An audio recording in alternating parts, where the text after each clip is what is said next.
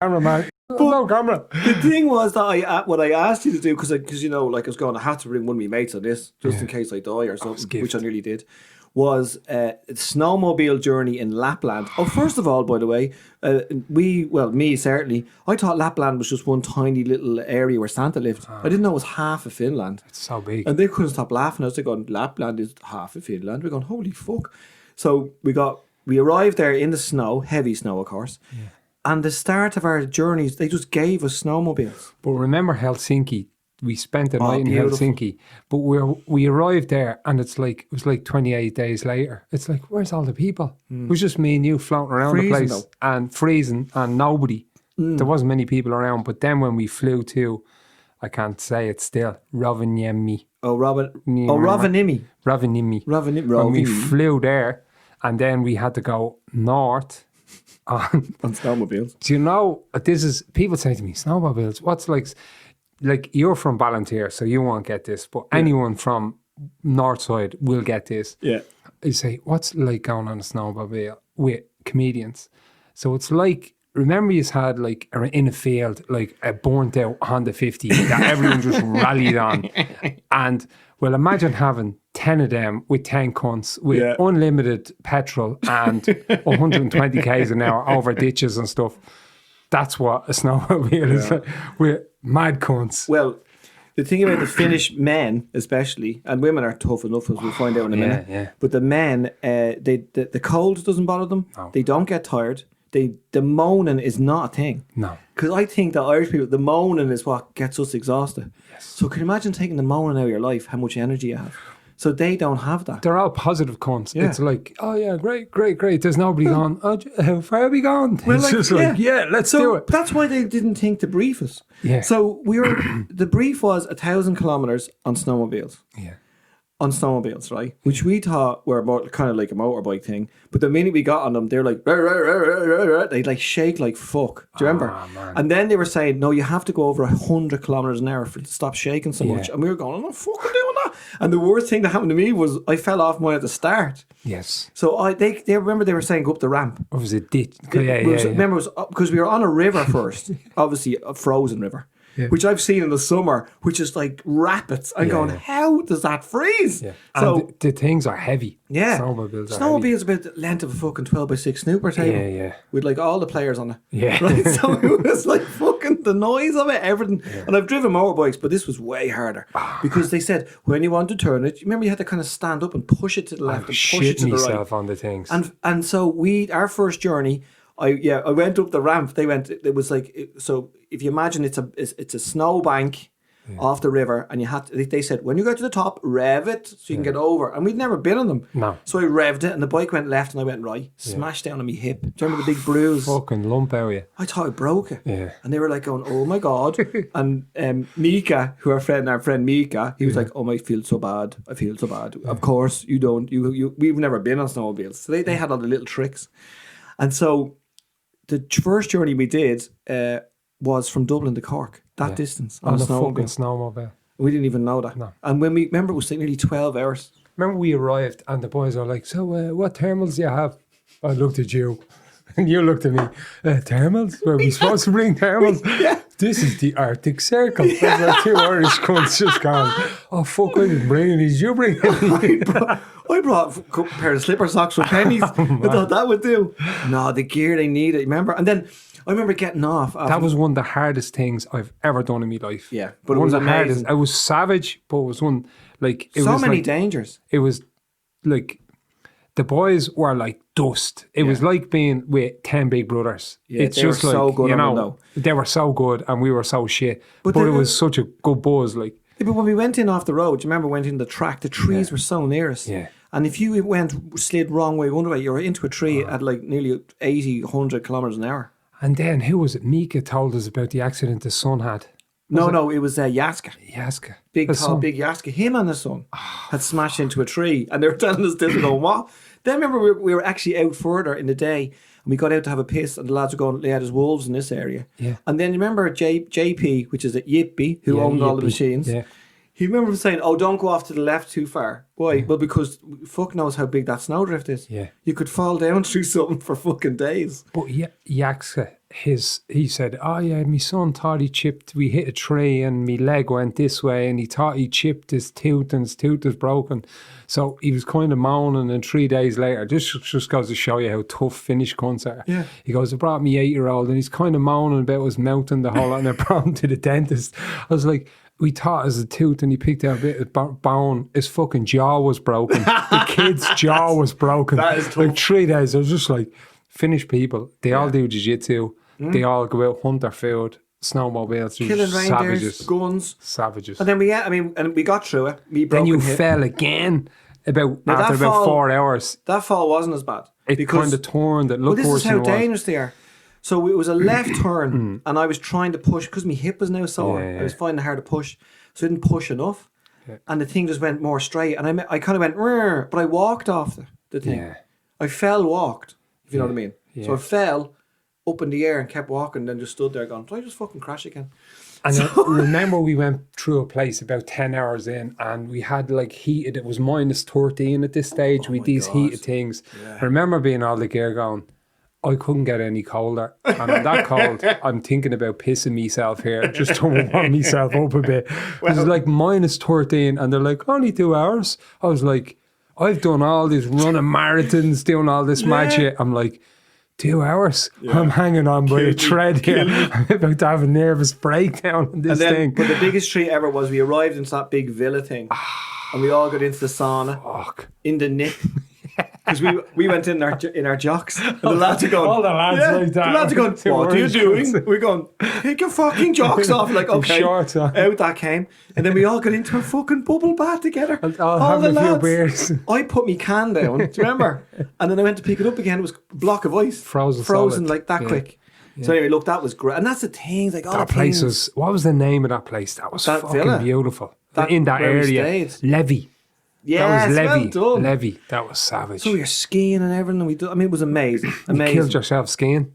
Oh yeah, you came down backwards. I just kept. Oh yeah, no, John.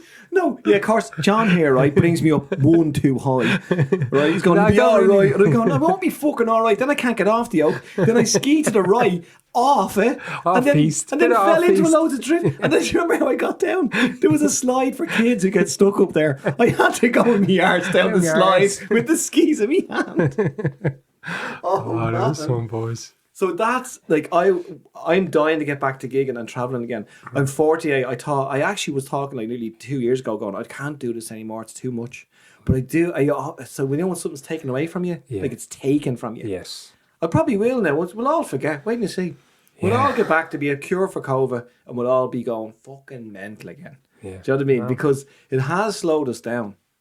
And JP organised. Remember the tank as well? Having a shot in the tank, like. What an ending. It was such. Do you want to go in a tank? In Finland, we're going, fucking what? Yeah. We go sit in a tank? What was it? 63 tons or something? Did you ever drive before?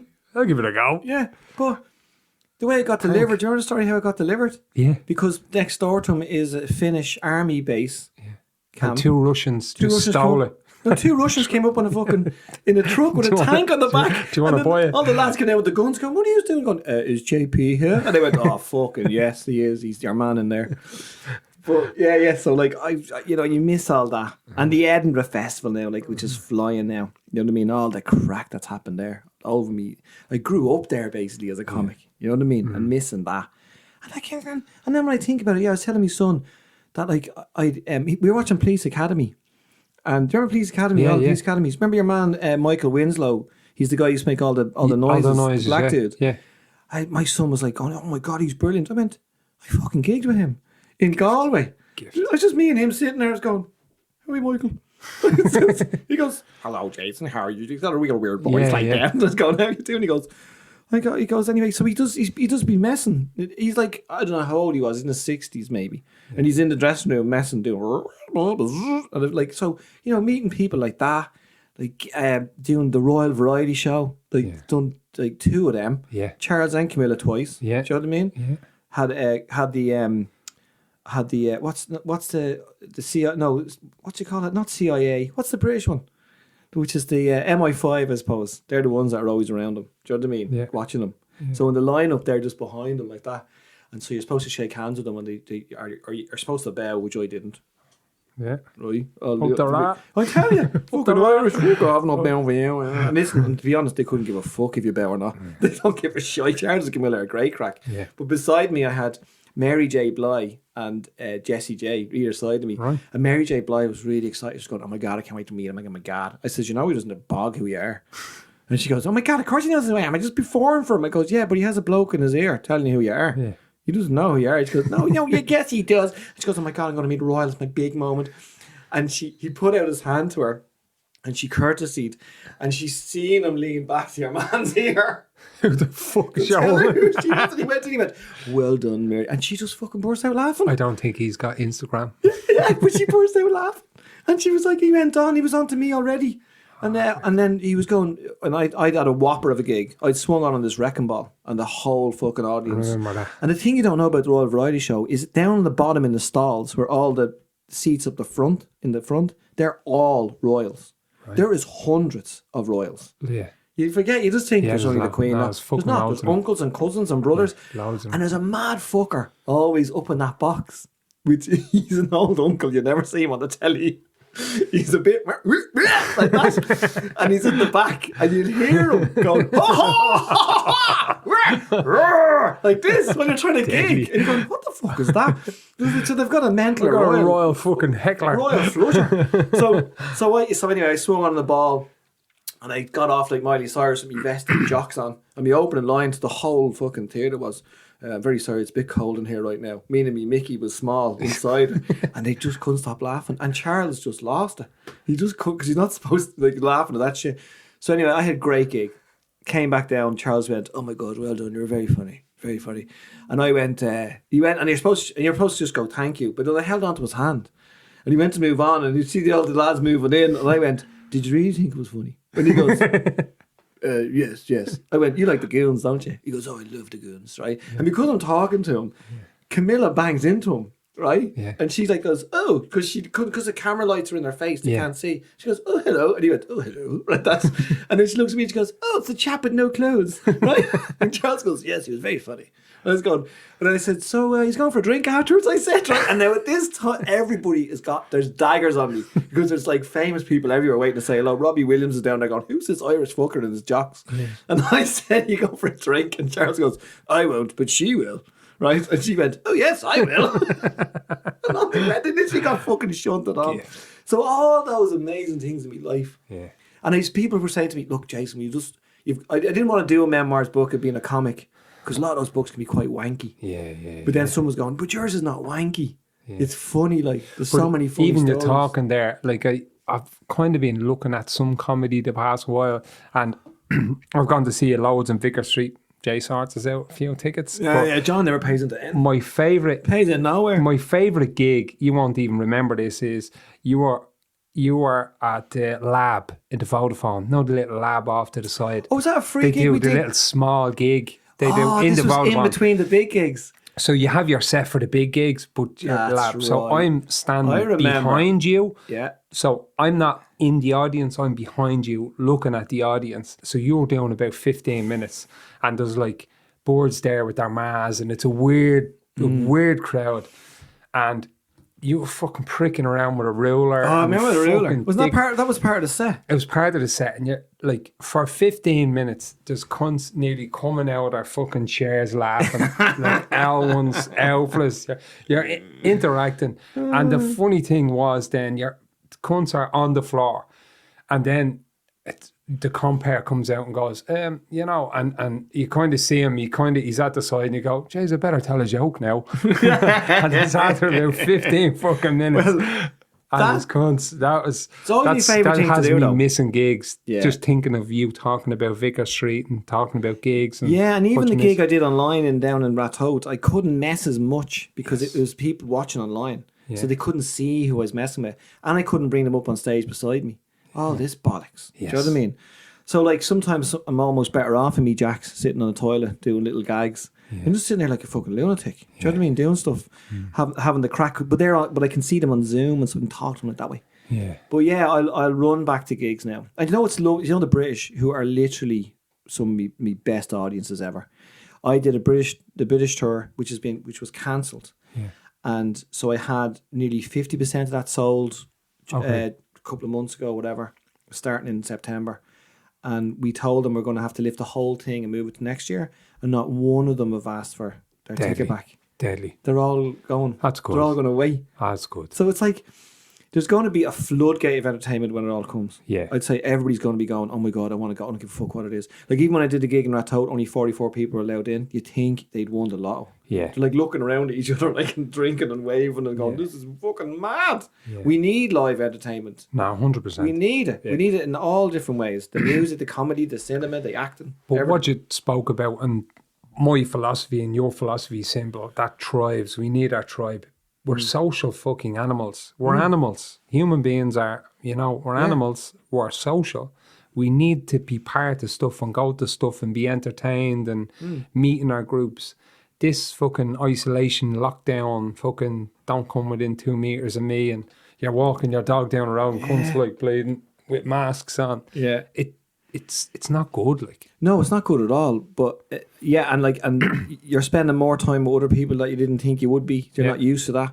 Like, families are used to going in and out of their houses, to school, to work, to everything, and having. Now you're all locked in together, going, "Geez, this is mental." And some of us have. I mean, with me personally, I've seen my own kids more, because I am separated, so it's great to see them and do a bit of that. But yeah, the one thing which is dangerous is putting a date on when it's going to end. Yes. People keep doing that. And they got to stop doing that. Yeah. Because there's a book I've mentioned before a lot, is Viktor Frankl is his name. And this is one of the books that Colin told me to get, which was Man's Search for Meaning.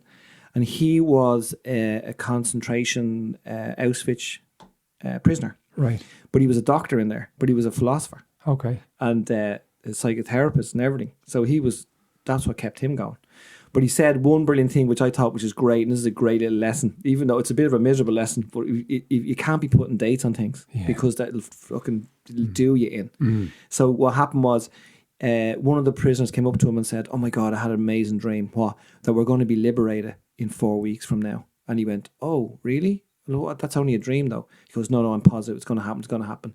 So the date came, which was 4 weeks later. And of course they weren't liberated. Everything just stayed the same. And then your man got really sick. And then 10 days later, he was dead. Fuck.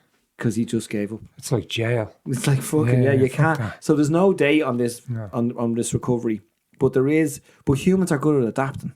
Yes. We are good at doing that. Some of us really struggle. Yeah, but but okay, so clinically some of us can't, because we're like fucked, proper They need a bit of depression, help. they can't. But there is like, people like us who are good at lifting up other people out of shit, which can be exhausting for us. Yeah. But there we'll get around it. And the one thing that I've seen, and that's another thing a Man's Search for Meaning, is he said the one thing that saved them in the concentration camp was humour. Yeah. Imagine. Yeah, so not the food, no, not like bits of crumbs, but making each other laugh. Yeah. Like, he said something, this isn't even funny, but you can imagine it being said in a concentration camp in the like early fucking 40s, whatever. And this was, he goes, because the head, they were called capos, who were the head of the huts. And they were Jewish prisoners as well. Yes. But they were lick-ups to the SS. Yeah. So they just got a little bit of extra bread for being an extra cunt. Yeah. And the lads were sitting around, he said one night, and they said, "Oh, you see, like Herr Flick, whatever his name was." So he sees that they're coming up in the world. He used to be the bank manager, but now he's a capo. But to them, that's hilarious, because being a capo was the shittest job ever. Yeah. But that was a bit of humour, just to make them laugh. But the Irish are good at that. Yes. Do you know what I mean? Yeah. So we're good at joking with each other. And I seen a woman in the shop the other day, and I was going, you really did all that the wrong way, you fucking bitch, right? And like, I call them COVID wishers.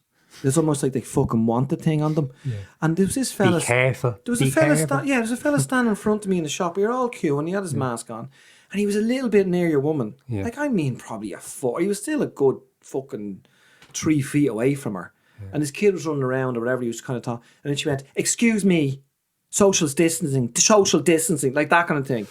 And he went, "All right, Lord, no need to be like that, it's all right, take it easy." She went, you should be watching where, like, the fucking bitch, like, don't do that. Yeah. Use humour. Yes. That woman could easily have just gone, "Here, listen, fucking funny head over there, right? Your big fucking 12-foot feet are a little bit too near me there." Yes. And he'd go, "Oh, Jesus, sorry." End of story. Yeah. But don't be going around like a COVID wisher. Like I was walking along the street as well, and I didn't even see it. And a woman went 2 meters, 2 meters, and she was gone before I could get her. I would have fucking ripped her. I have normally been cool with that, but last week I was over in Cherrywood and I went into Circle K over there, and some little bleeding scrout roars at me. Yeah. So there was nearly a COVID. There was nearly a COVID death in that petrol station. Imagine that in the Cunt news. nearly got fucking strangled unconscious. I was like, "Who are you fucking shouting at?" And he's like, Don't. "It's like he's at home somewhere with a little fucking mott like that, and he's going, and she's scurrying around. I could get that, you know. Yeah, like COVID wishers. Yeah, COVID wisher fuckers. Like, you know, we know how far we have to be away from you. Like people are tired. They can make mistakes. They can't watch where they're from. Unless they're on giving them a jockey. Yeah. Like everybody give each other a break. Like, and if like, don't be turning around with your fucking and you know what it was as well that kind of got me was your woman was a little bit middle class, right? Yes. And your man was working class, and I think she was playing that fucking card. Yeah. Oh, this chap does not know what to do because he's a fucking idiot. Yeah. He was no fucking idiot at all. He wasn't keeping an eye on it that close. Yeah. Jesus, I hate that. So like, I'd love to be going around again. Like, I'm afraid now you're a cunt. Yeah, can you imagine? Do you know they should put in each shop and everywhere is someone like us, right? And they go, "What are you here to make sure it's total distance?" No, we're making sure there's no cunts. No. What? If anybody fucking mouths out to anybody, we're going to fucking cut that in the bud. Nip that in the bud. You know what I mean? Like my sister who works in Super Value, she was packing a shelf or something like that. Yeah. And she turned around and kind of hit a woman, didn't see her. And she went, "Oh my God, what are you doing? You should not have touched me. Why did you touch me?" Right? And then another woman, so it was like, it's in Churchtown, right? So there's like posh fuckers everywhere. Yeah. And the other posh fucker said to that posh fucker, "Oh, will you ever fucking shut up, for fuck's sake?" Nice. She banged into you by accident. But oh my God, she shouldn't be touching me. She goes, just fuck off out of the shop. But here's my worry. How do we come back from this? Like, it's well, if you have, okay, first of all, easy answer, vaccine, is how we come back from it. But I think that fear is built up against, like, just fucking gone so antisocial, like your fucking dog is near me and freaked out. We've got to stop worrying about just ourselves. We have to start worrying about each other, like we used to. Like people are going, and it's not only my family I look at. There's an old person we look at. That's probably bollocks. You're when you're walking out around on your own. You are right. Everybody's in their own little family bubble.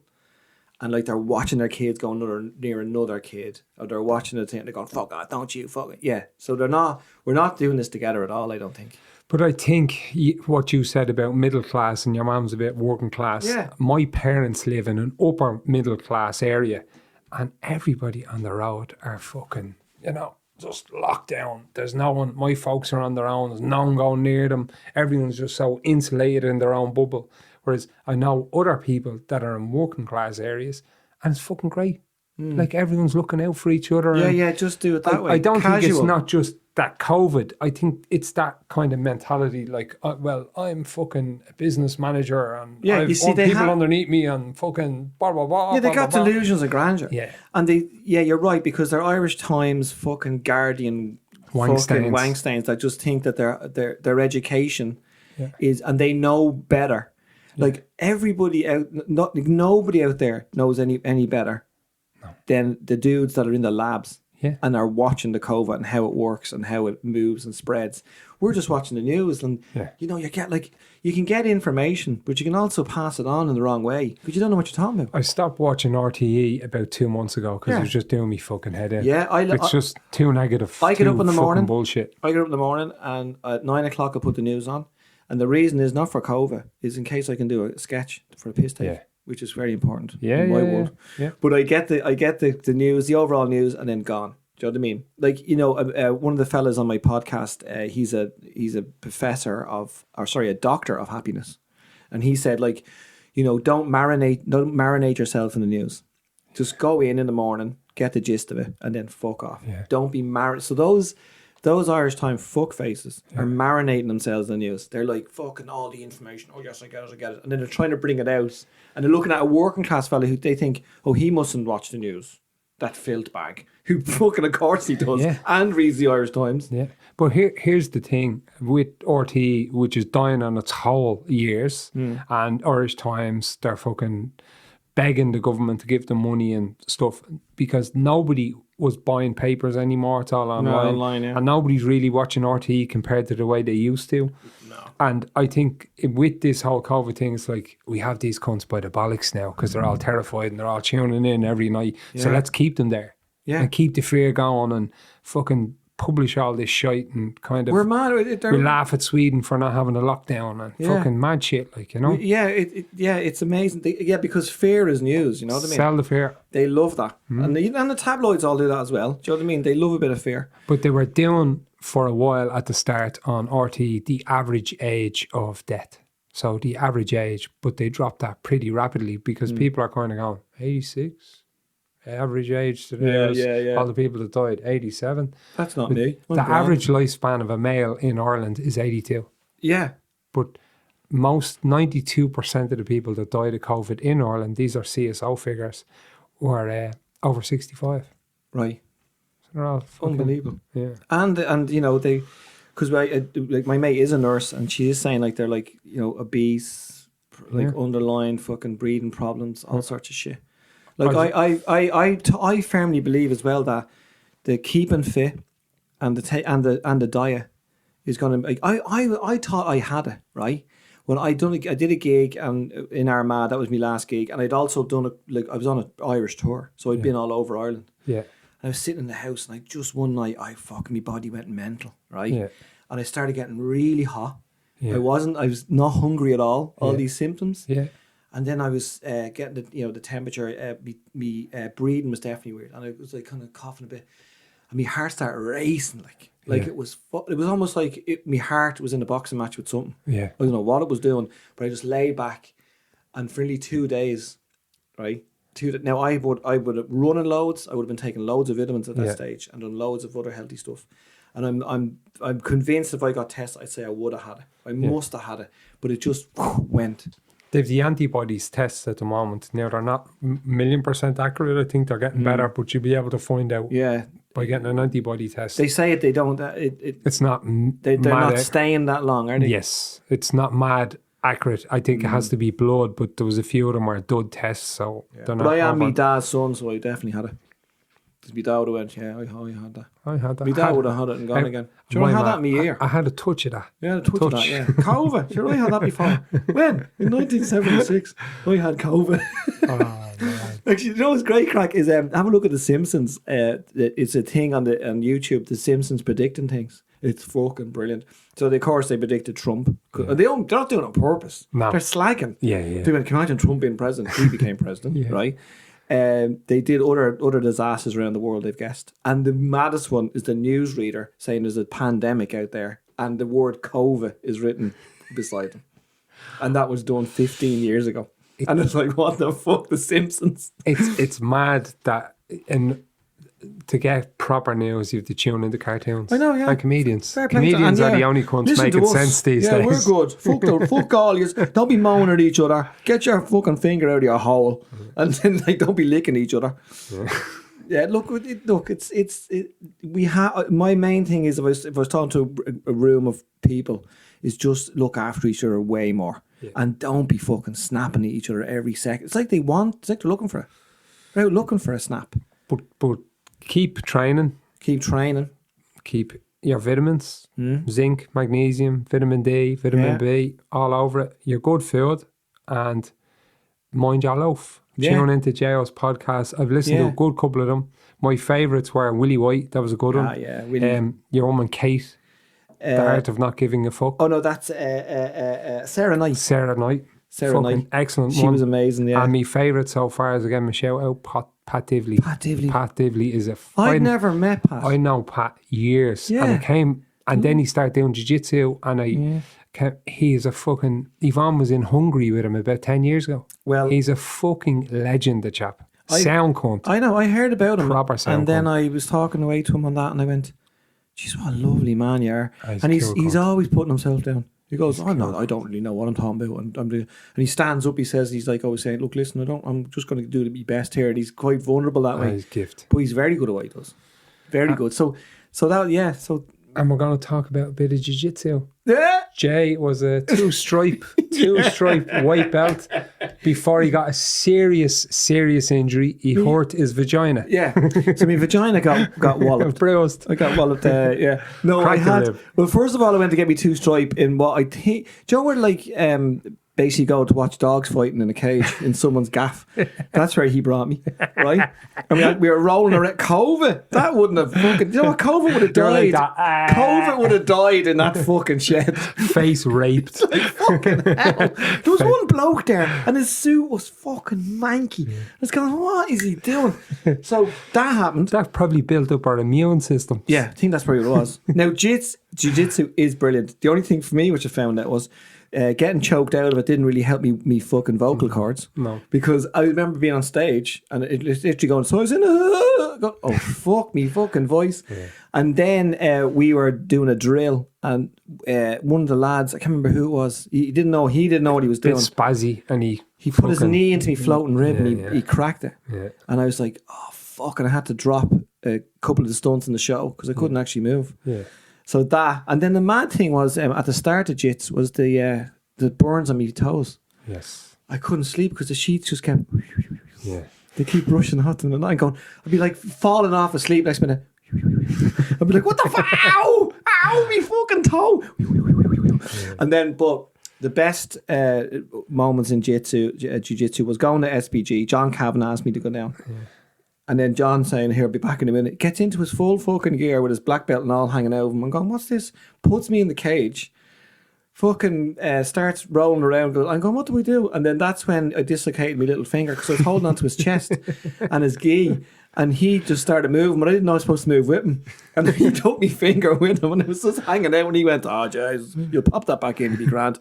But the other one was, he was so good at what he does. He had me on my back. He had me right into his knees. And he was leaning on me with one of his arms and he was talking to a fella outside the cage. Yeah. And I couldn't move up, down, left, right or nothing. And he was just there going, he was going, I'll do that about 6:30. Is that all right? And then I'm going, will you get off me? Proper pressure. So he was, that was an amazing thing to do. That like them rib injuries, you can be unlucky with them. I did one early on, but as you kind of get down the road, it's like if you look at it, being a comedian, you're like, you're a bit tripping and then you get into your flow and then you get used to it. And one of our best. Don't go with spastics then. Yeah, one of our best sessions was when you brought me down to all the fucking purple belts that day. And I didn't have anything wrong with me. That was Philip Mulpeter and they were all Mario. They're just rolling me around SBG. And they were showing me how, and they were rolling me around like. And then I remember we were doing I rarely go with white belts. They're dangerous cunts. Dangerous cunts. Yeah, so I was a white belt, so I had to get in a white belt class. And a fella was going around me, and this was what he was going like this. I don't know where you were, but he's running around me going, and I was on the, like you're on the ground, and he has to kind of go, he has to, get, is it in your guard, out your guard? In your guard, yeah.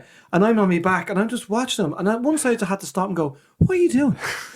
And he goes, I'm just there, gonna, and he kept, moving his hands. Some cunts go spastic. Like he wasn't doing anything. He went full retard. Yeah.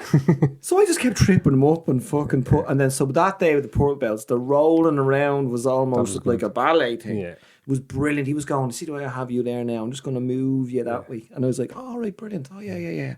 Learning loads. So white belts are fucking mental. And that was where we used to train with Wayne as well, Wayne Fagan. Brilliant. He's a place out in Balbriggan now beyond jiu-jitsu. He's the strongest human I've ever met in my life. Was cool. I was just talking to him last week. He was asking about you. Wayne was cool. Was he? He was asking for you. Yeah, do you know what I liked was his humour. Yeah, he's a funny, dry. He's very funny, and he was like great at teaching like that. Yeah.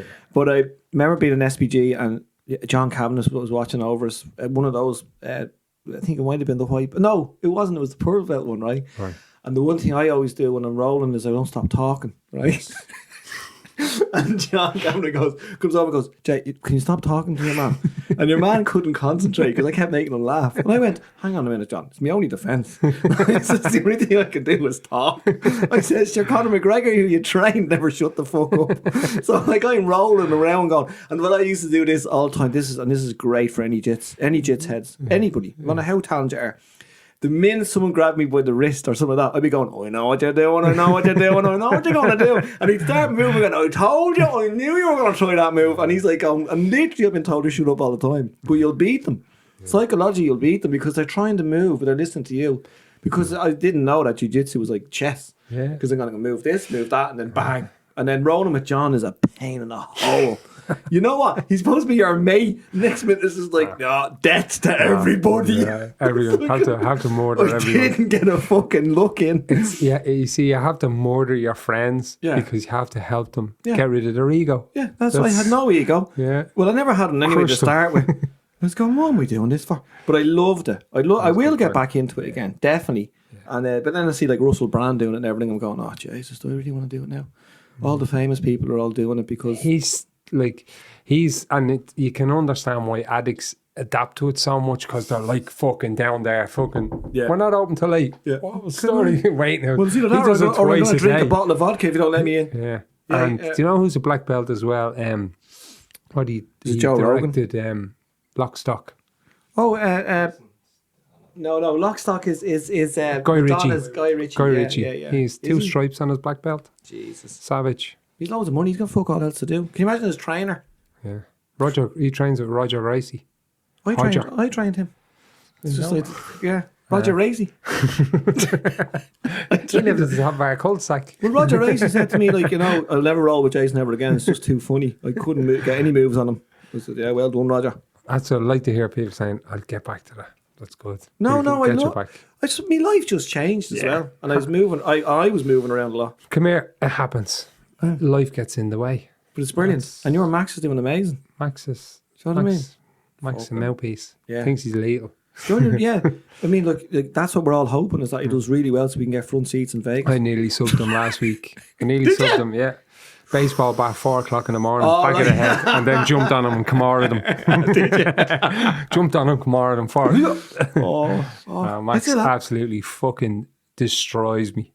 But look at him now. He destroys me. He's a bleeding animal. He's brilliant. And Christian. Yeah, Christian's great as well. Oh, no, it's brilliant. Life is good. Life's good in lockdown, John. We're all right. No, it's all good. Everybody else needs to count. So, Mind Your Loaf podcast. Oh, yeah. So, I'll summarise everything. Nobody panic. So if you go to me Facebook Live and me Instagram, you can keep an eye on kind of like Jokes No Jacks, gigs I'm going to do live. We're going to throw them onto Patreon, which is Patreon / Jason Byrne Comedian. So we can get like pay him some fucking money. Get like €1 or something I think for it. Deadly. Doesn't matter. And then we'll keep up the gigs in Rathota as soon as we're allowed back in. They're online gigs, so we'll see them. Yeah, my 3rd children's book is going to be out now. So we've got that. Onion O'Brien, man. Yeah, Onion O'Brien. The adventures of the accidental adventures of Onion O'Brien. Yeah. So that next one coming out. So I think it's the best story yet. That one's coming out as well. And then look out for iLaugh, which is going to be the new app, which hopefully will be worldwide. Whopper. So everybody putting all their funny videos on an Irish app. Whopper. Irish laugh. Whopper. And tag when we get the Finnish guys, because they spend their name so weird, I can't find them on Instagram. No. It's like Mika's the only one you can find. Yeah. Yaska, Elari. Yeah, I need to find them on Instagram. And then JP, who just said his name is Yippee, but we just kept calling him JP, and he went, "Oh yeah, okay, call me JP." My Instagram shit itself, and I couldn't remember passwords. And I had a different email, so I lost my. I'm on a new page now, but I lost my original one. It's gone, and I can't even get into it to look to all Finnish photos or anything. I bet you if someone sat down with you, Yvonne, I fucking spent about 2 weeks. Okay. I was fucking going around the circles. Yvonne is still friends with me. It was a private account, so she goes in, grabs the photo, and screenshots it. Brilliant. But I can't even send the videos of us driving the tank. That's on it. But I must have that somewhere. Us driving the tank is on it, but I can't fucking... God. Yeah. Shit, I need to find that. Yeah. And you doing your gig? And Santa. We went to Santa. Yeah. Santa Village. We queued up to see Santa. Remember that? Me and him. queued up. It's fucking dead. But do you remember he was gone? Yeah, he was gone. Yeah, he was on his break. Yeah. And Santa turned out to be the lad's mate. Yeah. We're queuing up to see Santa in, what fucking, was that April or something? Yeah. April. But listen to anybody out there real quick. If you want to go to Lapland and it costs $5,000, don't do that. Yeah. Fly into Rovaniemi with Ryanair. Yeah. Oh, no, you fly into Finland, then you fly up into Rovaniemi, and those flights are about €100. Yeah. Then you just Airbnb that in that town. Yeah. Because everybody thinks the grotto is that's the whole town, but it's not. No, it's a proper town. Whopper spot. Stay wherever you want and then walk into fucking Santa. I'd love to go up there fucking hunting reindeer and hunting there with the lads. With the lads' asses back. I'd love to. If I'm going hunting, I'll be on my own with a gun. If I'm near you, I'll be going, here, John, where's that? Asking for directions next minute through your chest. Oh, shit. Anyway, thanks, Johnner. No worries. Great to have J.O. Give him a full follow on all his social media as well. Sign up to his Patreon. Everyone needs a dig out. We have the T-shirts. That's brilliant, man. So we're selling to help us with the production and with John's hard work and graft. Yeah. So we need support. They are €40. Are they? Revenue. Jeez, that's well done. Yeah. Very nice. So that's us this week's podcast. Great having J.O. on. Yup. Yay.